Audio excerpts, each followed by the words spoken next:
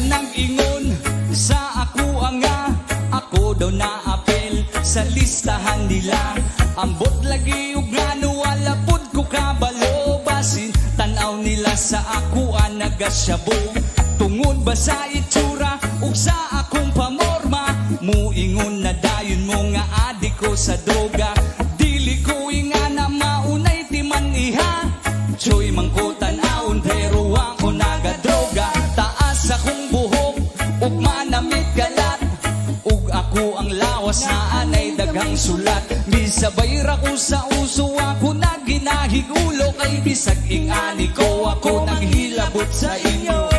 Gusto ko peaceful ug magsinagtanay, di ko gusto og away, gusto inamigo hay-bay. Maunay inyong timan iha, surrender na mo.